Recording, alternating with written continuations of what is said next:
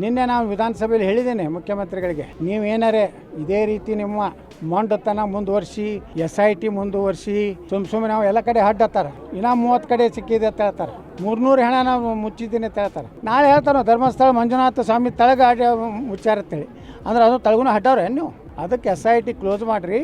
ಅವ್ರು ಏನು ನನ್ನ ಮಕ್ಕಳು ಅದಾರಲ್ಲ ಅದೊಂದು ಟೀಮ್, ಅವ ಯೂಟ್ಯೂಬರ್ ಸಮೀರ್ನ ಹಿಡಿದು ಯಾವ ಮುಸುಕದಾರಿ ಅದಾನ ಎಲ್ಲರದು ಅವ್ರು ಬ್ರೈನ್ ಮ್ಯಾಪಿಂಗ್ ಮಾಡಿರಿ. ಅವ್ರಿಗೆ ಯಾರು ಹಿಂದೆ ಫೈನಾನ್ಸ್ ಇದೆ, ವಿದೇಶ ಎಲ್ಲೆಲ್ಲಿದೆ ಅದಕ್ಕೆ ಹಣ ಬಂದಿದೆ, ಅದೆಲ್ಲ ತನಿಖೆ ಮಾಡಿ ಅವನ ದೇಶದ್ರೋಹಿಗಳಂತೇಳಿ ಅವ್ರನ್ನ ಒಳಗೆ ಹಾಕಿ ಸರಿಯಾಗಿ ಬುದ್ಧಿ ಕಲಿಸಿದ್ರೆ ಇನ್ನು ಎಲ್ಲ ಕಡೆಯೂ ನಮ್ಮ ಹಿಂದೂ ಧಾರ್ಮಿಕ ಭಾವನೆಗಳಿಗೆ ಅನ್ಯಾಯ ಮಾಡುವಂಥದ್ದು ಒಂದು ರೀತಿ ಹಿಂದೂ ದೇವರುಗಳು ಇಲ್ಲ ಅನ್ನೋವಂಥದ್ದನ್ನು ಅವರು ಜನರಲ್ಲಿ ಮುಟ್ಟಿಸುವಂಥ ಕೆಲಸ ಮಾಡುವಂಥದ್ದು ಏನು ಮಾಡ್ತಾ ಇದ್ದಾರೆ.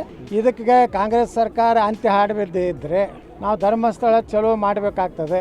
ಏನಾದರೂ ಅನಾಹುತ ಆದರೆ ಅದಕ್ಕೆ ಸಿದ್ದರಾಮಯ್ಯ ಸರ್ಕಾರ ಕಾರಣ ಆಗ್ತದೆ, ಎಚ್ಚರಿಕೆ ಕೊಡ್ತಾ ಇದ್ದೇನೆ. ಸರ್, ಈ ಸುಜಾತಾ ಭಟ್ ಅಂತಕ್ಕಂಥ ವೃದ್ಧೆ 2003